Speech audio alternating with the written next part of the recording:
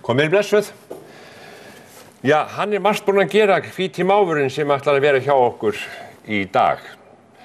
Hann búinn að læra blikksmíði, hann var sjómaður, hann var kúarektor, hann var lögreglumaður og leigubílstjóri og ég veit ekki hvað og hvað. Sævar Jónsson heitir hann og ætlar að koma að spjalla við okkur hér.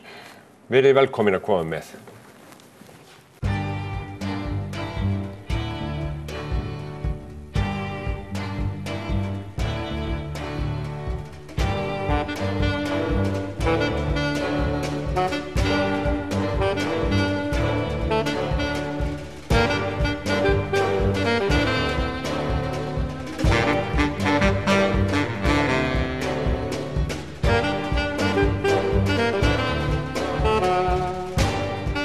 Já, þess að vera verstu velkomin. Þakka þér.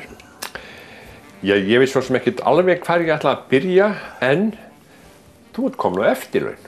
Já, já. Svona ungu maður sem þú veist. Já. Hvernig tilfinning það? Bara mjög góð.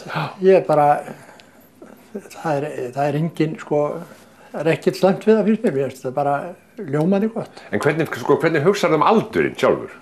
Mér finnst náttúrulega að það hljóti hafa vorið villa í skráningu á sínu tíma. Ég sé ekkert orðið svona gamall. Nei. En hérna, ef maður skoða svo aftur skrokkina, þá er það kannski nær þessari tölu, Já. En mér finnst hausinn vera allt öðrum stað, Já. Ég sá einhvern tíma mynd af þér á mótorhjóli sem lögreglumaður. Já, ég var starfandi lögreglumaður í nokkur ár. Já. Byrjaði sem héraðslögreglumaður á Höfn í Hornafirði, 84. Já. Og var fastráðinn 87. Þegar þú gengur í löggun á Hornafirði, ertu þá búinn að fara í gegnum lögregluskóla? Ekki hér í byrja, Þá var ég byrjaði sem svokallaður héraðslögreglumaður, sem aðstóðaði svona á helgarvöktum og leysti af svona ef það vantaði, sem sagt vegna veikinda eða orlofs eða eitthvað þess áttar, Og síðan ég fastráðinn 87. Og fer í lögregluskóla þá haustið. Já. Og klára það semst í vorið 89, En þegar þú byrjar á Hornafirði, Já. Ekki varstu sendur til Reykjavíkur til að láta sauma á þig búning? Nei, það var tekið svona gamalt dót svona úr geymslunni af hinum og þessum sem hendaði og passaði og maður var klæddur í þetta. Ég man nú ekki hvort ég fekk eina nýja skyrtu. Þá var þessi gamli búningur náttúrulega sem er núna hátíðisbúningur og sem var alltaf kalt í á veturnar og svo einhverjar úlpur með á svona sem fannst stóttari. Já. En ég held að ekki verið saumað á mér fyrir en að ég leysi af seinna sumarið á Höfn. Já, en það er þó saumað á þig? Já, þá er saumaður á mig galli, Og þá færðu húfu og allt? Já, ég fekk húfu líka þarna. Þetta var allt saman gamalt dót sem var svona lappað upp á. Já. Ég man að fyrst í jakkinni, ég þurfti að láta laga hann til þess að passaði á mig, laga sauma og svona. Já. Hvernig var þessi tími að vera lögga? Þetta var þegar ég byrja á Höfn, þá er það mjög sérstakt. Þetta þarna var náttúrulega og er ennþá í dag mikið svona vertíðar. Já. Það er vetrarvertíð og svo er humarvertíð og svo síldarvertíð. Þetta var alltaf, og þarna var mjög mikið fólki alltaf á verbúðum. Já. Ég veist að 200-400 manns á verbúðum, þannig að búandi aðkomin þannig allar sem stásins ringnánast á segja. Og þessu fylgdi náttúrulega svolítið svona bleita. Og því fylgdi þá líka mjög mikið af slagsmálum og það ég var fyrstu kannski 2-3 árin, þá var ekkert óalgengt að við værum með alla klefa fulla allar helgar og jafnvel einhverja klefa fulla í miðri viku, út af slagsmálum og látum. Já. En þetta var skemmtilegt mörgu leyti. Það var tímyndin sem ég var í umferðardeildinni Reykjavík 6 ár. Það var skemmtilegasti tími í vinnu sem ég hef upplifað, Já. Í umferðardeildinni? Já, þá var ég á mótorhjóli og svo líka í vegareftirlitinu. Varstu á mótorhjóli á þeim tíma sem sagt, megnið af þessum tíma eða? Já. Það fylgdi líka vegareftirlit og vinna með vegagerðinni eftirlit sem hún sá Þannig að það var svolítið flakk líka út allt land, Já. En svona maður eins og þú, svona hávaxinn á mótorhjóli í leðurgalla, rosalega töff. Já. Það var það. Þegar þú stekst af baki og þá hafðirðu mikið vald. Já, ég veit ekki hvort það var mikið valdir allavega, þetta voru flotti búningar fannst manni og þetta voru náttúrulega glæsileg hjól. Hvaða hjól var Harley Davidson, þó svo að mér upplýði gæði kannski aldrei í samræmi við útlitið, sko. Já. En það er brött núna, þeir eru mjög góð hjól í dag. Já.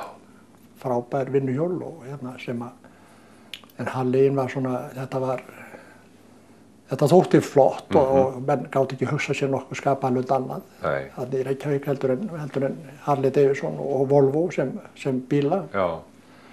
Þetta voru svona trúarbrögð. Hvernig þeir einhverjir brjálæðingar aka á alveg sko ofboðslegum hraða og þið eruð á þessum ofboðslega hraða líka á mótorhjólum? Já, já. Æfðu þið þetta? Já, þetta var æft. Hvar æfðu þið svona hraðakstur? Til dæmis á Reykjavíkurflugvelli. Já, þeir fenguð að gera það? Já, já. Og hversu hratt fórstu hraðast á mótorhjóli? Það nú kannski á Harleyinum kannski sko 160, 180, það var nú ekki meira sko. Það var ekki meira? Nei. Fyrirgefðu það nú alveg nóg? Það ekkert mjög mikið hraða mótorhjóli sko. Er það ekki? Á góðu mótorhjóli. En þú ert ekki allan þennan tíma lögurtíma þinn á mótorhjóli? Nei. Ég er náttúrulega á Höfn í Hóðavík bara sko í almennri löggæslu og svo fer ég þaðan sko 89 og yfir til Hafnarfjarðar og þar í 2 ár og flytt mér svo yfir til Reykjavíkur og þar í almenndeildinni 1 ár áður en ég fer í umferðdeildina. Almenndeildinni, það var útköllum helgar í heimahús og læti og... Já, og svona bara á virkudögum líka, alla daga sem sagt. Hvernig er það fyrir menn eins og bara svona venjulega menn sem eru lögreglumenn og búin að fara í skóla og undirbúa sig og allt það? Komast þeir sko, eru aldrei atvik sem að gera það verkum að bara mönnum fallast hendur? Ég held að sko, aðkoma á þessu getur aldrei, sko, þú verður alltaf að klára málin, mönnum fallast ekki hendur en það kannski situr í manni, sko, mál geti setið mislengi í manni, aðkoman að slíkum málum, bæði í umferðardeildinni og svo seinna ég í tæp 4 ár, sko, í rannsóknarlögreglumaður í ofbeldisbrotadeild, eingöngu rannsakað það sem snýr að líf og líkama. Já. Og þar kom upp mál sem að sko kannski sitja inn í kollinu sko. Já. Og eins í umferðardeildinni að koma slæmum umferðarslysum þar sem að aðkoman er ljót sko. Já.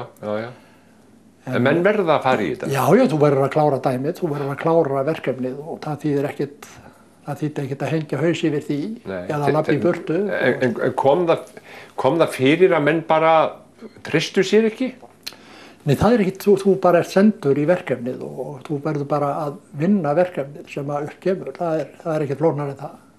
Fáið þið þá einhverja aðstoð, fáið þið þá áfallahjálp? Á þeim tíma var ekki slíkt til að byrja með, svo í restina á þeim tíma sem ég er í lögreglunni, þá var ráðinn þarna sem sagt í hlutastarf prestur sem við gátum að leita til og líka eins og í sambandi við ofbeldisbrotadeildina þegar var voveifleg dauðsföll að ræða þá gáttum við fengið hann með okkur í svona að fara í heimahúsin og tilkynna sem að var, mér fannst rosalega styrkur og stuðningur að. Já, og fannst öðrum það líka gott að hafa svona aukamann í það? Já, þetta var mjög gott sko. Ég átti alltaf mjög erfitt með þetta verkefni en þú varst að klára það. Já, en sko töluðu þið svo saman þetta sjálfir sem að voruð vinnandi saman og svona? Það var nú ekki mikið, það kom samt fyrir og þá í einhverjum hálfkæringi kannski. Já.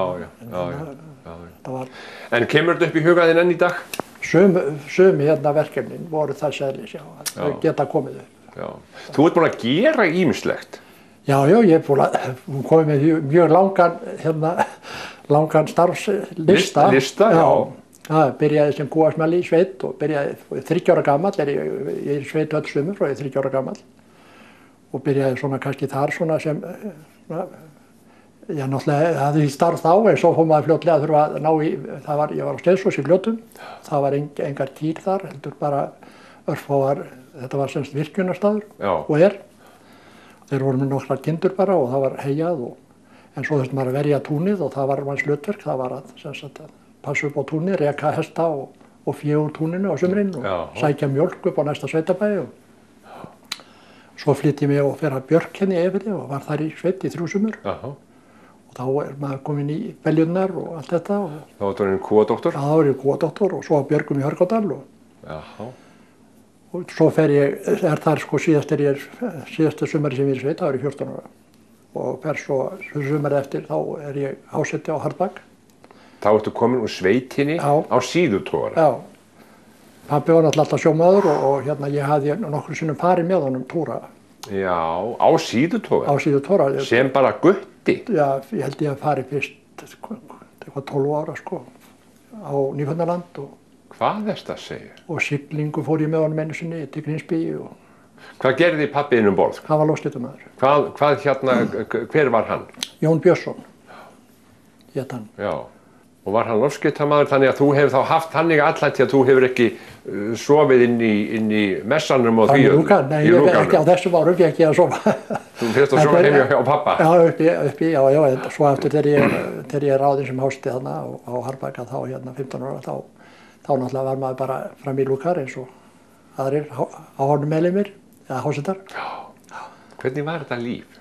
Þetta var sérstætt. Ég stundum sagt að foreldri sem myndi senda börnin sín í þessar aðstæður í dag færi sjálfsagt bara beint í fólkanlega sko. Þetta var náttúrulega sko, þetta var mjög hættulegu vinnustæður náttúrulega. Já. Og blautt og kalt og skítugt. Já. Maður mátti ekki þvo sér þegar manni var sagt að það myndi skemma veiðina sko. En þetta var náttúrulega, það var ekki mikið vatn og var það notað í sambandi vélina sko, guðvélina. Þannig að það var alltaf að vera að spara vatnið. Fóruð þið ekki sturtu? Nei. Hvað voruð þið lengi í einu? Þetta voru svona, á Akureyratónum var þetta svona yfirleitt 12 daga túrar.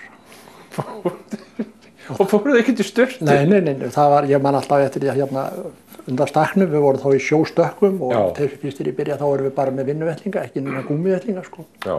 Þá myndaðist oft svona skítarönd slorrönd ofan við sem að maður var að brjóta af sér svo þegar maður kom í land. Marga daga að bleita upp í sér. Já. Og menn bleitur náttúrulega upp í sér og ýmsa Já, þetta var náttúrulega, fylgdi þessu lífi mjög mikið stökk á þessum árum, það var mikil. Og sko duttu þið þessi strákar sem byrjuð svona snemma, duttu þið þá inn í það bara strax? Já. Var það bara eðlilegt? Já, það var bara partur af programmið, þess að sagt er. Já.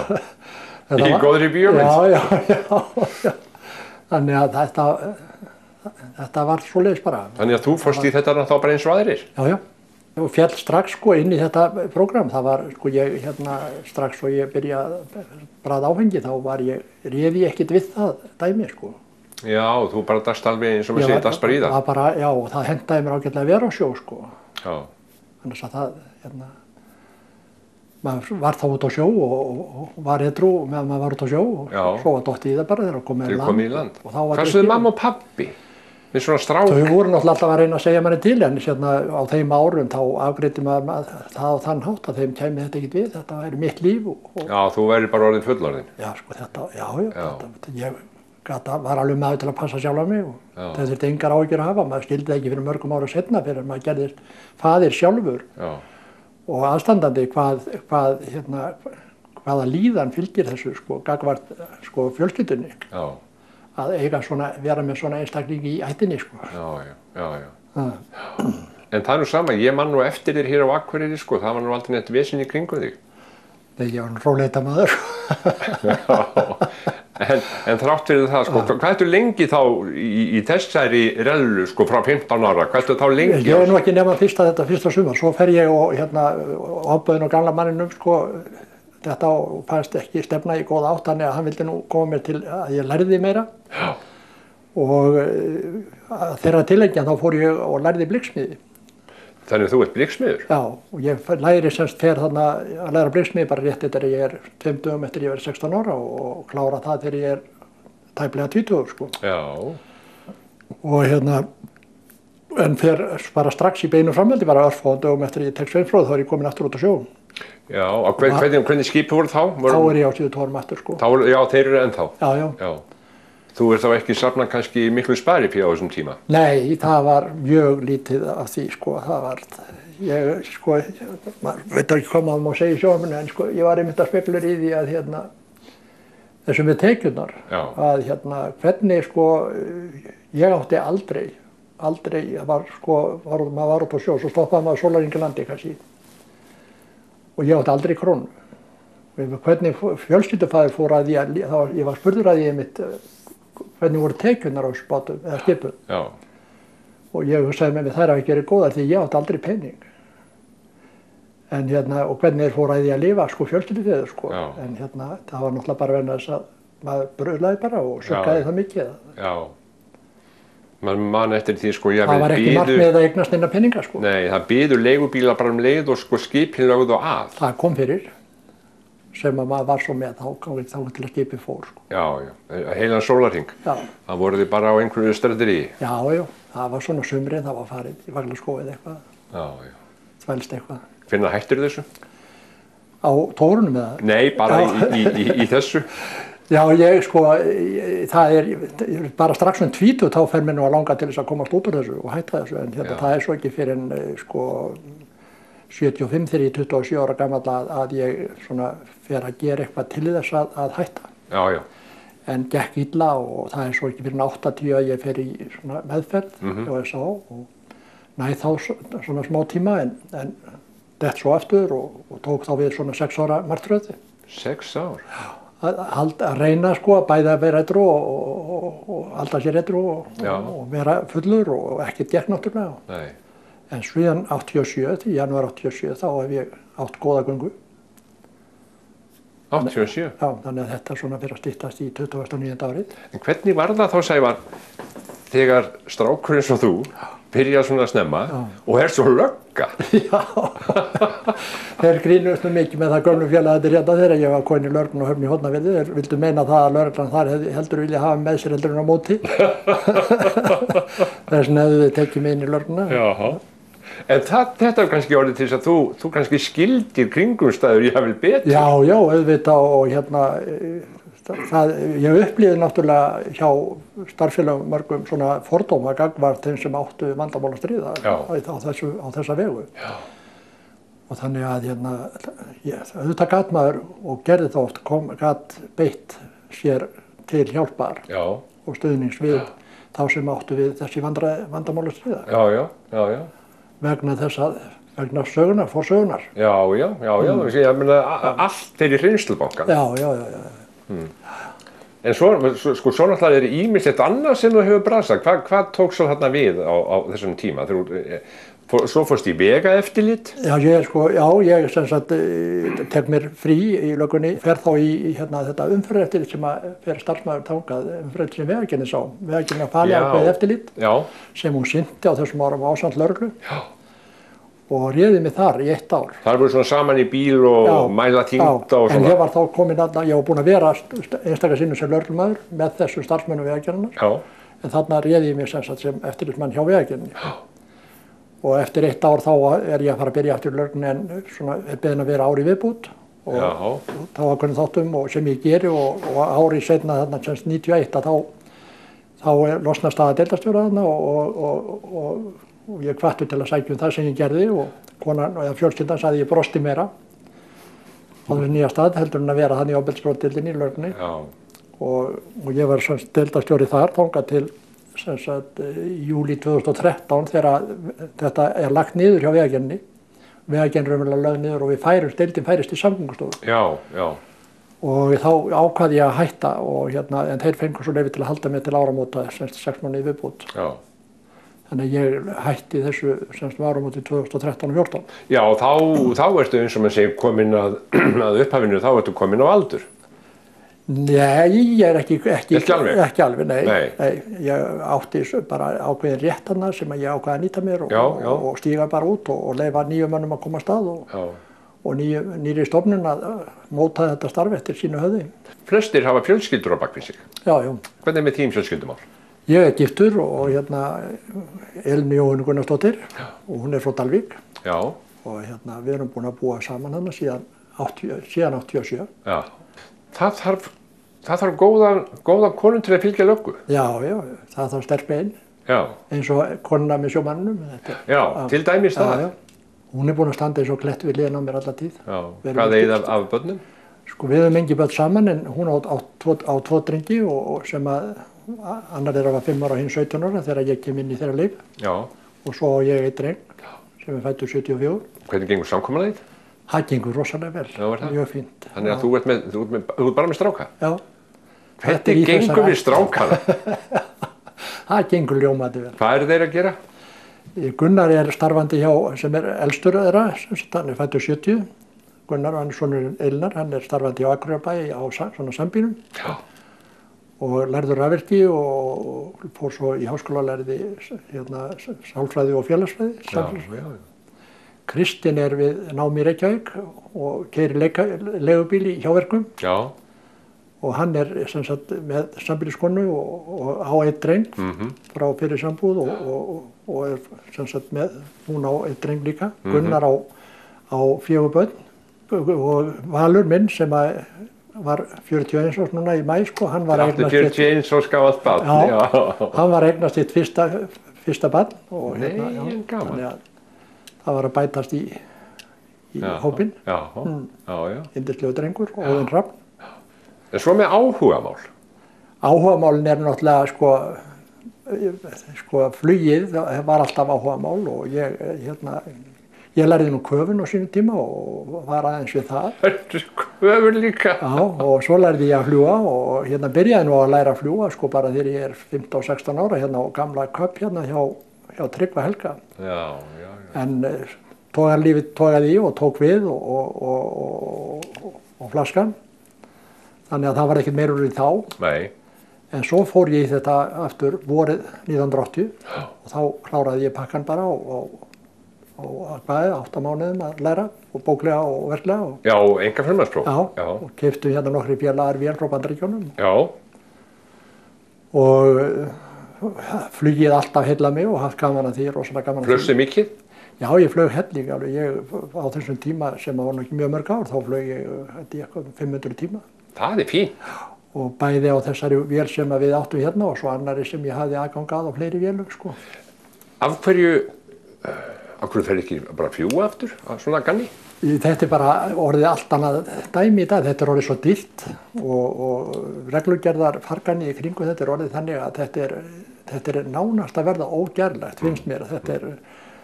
Það er orðið svo, sko, kröfurnar eru orðnar eiginlega sambærilegar fyrir einkaflug og eins og er orðið fyrir atvinnumennsku og síðan er verðlagið orðið á öllum þáttum, bæði bensíni og öllu sem viðkemur fluginu er orðið allt annað í dag. Og þessi eilífu endurmenntunarnámskeið og upprifjunar og námskeið og dótari sem gera þetta erfiðar en við dauðlangar og það hefur oft leitt til þess að ég fer sjaldnar út á flugvöll heldur en kannski mér langar til þess að vera ekki að kveikja á, þú veist. Æsa upp löngunni. Já, bakteríunni. Já, lífgannar svona við það. Og svo eru mótorhjólin. Áttu mótorhjól? Ég seldi það í fyrra ári síðan. Já. Þannig að ég er mótorhjólalaus eins og en á gallan og allt klárt. Þú átt gallan? Já. Ætlaði ekki að fá því mótorhjól? Ég stefna á það, sko. Já. Ég stefna á það. Hvað sé konan um það? Hún er ekki drifin. Þannig að það eru mörg áhugamálin og svo er Hefurðu ferðast mikið? Já, við höfum lengst farið til Kólumbíu, ég og konan, og við erum búin að fara nokkuð víða. Við höfum farið Evrópu og Ameríku og aðeins. Myndaðir á mótorhjóli? Já. Fórst Route 66? Já. Þvert yfir Ameríku? Já, 2011, þá hjóluðum við nokkri félagar og vorum 12, ein stúlka og 11 kallar sem hjóluðum frá Chicago til Los Angeles. Já. Það var stórkostlegt. Þetta er svona pílagrímaför. Þetta er bara stórkostlegt upplifelse að fara þetta og það er eitt galli að maður er alltaf með þetta í drauminn að fara aftur og fara víðara og sjá meira og hjóla á aðra leiðir. Hafðirðu gert þér grein fyrir því eða í hugalund að þetta yrði eins og þetta var eða varð? Sko, þegar árum áður var maður með alls kyns drauma að gera eitt og annað, fara og gera eitthvað svona og gera eitthvað annað en varð aldrei neitt að því, út af því að flaskan tók allt, sko. Og þetta, einn draumurinn eftir þegar ég byrjaði að hjóla, það var að gera þetta en svo gerðist aldrei neitt en það stökk aldrei á þetta. Svo frétti ég af nokkrum félögum, fyrrverandi félögum í lögreglunni sem væru að skipuleggja slíka ferð og ég bara sendi mail og sagði ég með og bara, það var afgreitt, það var ekkert að bíða og hugsa það, sko. Komstu með eitthvað til að sýna mér svona í lokin? Já, ég þú varst að tala um að tæki eitt hlut með mér og það ég tók með mér þessa ól Þetta Ólínans Kobbavinur sem að Hver er Kobbi? Kobbi var hundur sem ég var með í núna í tæpa 8 ár. Búinn að fylgja mér í tæpa 8 ár. Já. Og er hann horfinn blessaður? Hann er horfinn blessaður og þurfti að svæfa núna í vor. Og þetta var sko geysilega mikil svona áhrifavaldur finnst mér að þannig þetta var náttúrulega hluti af lífi mínu í þessi ár og okkar fjölskyldunar. Já. Og vinur. Og vinur og alveg ómetanlegur vinur, fyrirgaf allt og fagnaði manni alltaf eins og væri að hitta manni í síðasta sinn, sko. Alltaf sko geysilegur fögnur þegar maður kom heim og við löbbuðum saman nokkra kílómetra á hverjum einasta degi. Þú hefur spanderað á hann demöntum hérna? Já, það var spanderað á hann demöntum. En þessi ól á náttborðinu hjá mér í dag, þannig ég hugsa til hans daglega. Þetta alveg ótrúlegt hvað þessi dýr tengjast manni. Já. Og mér finnst ég hafa lært líka, ég lærði því strax þegar hann er hvolpur, þá lærði ég geysilega mikið og ég held ég hefði þurft sko að eiga hund áður en ég eignaðist börn. Ég held að það ætti að vera skylda kannski.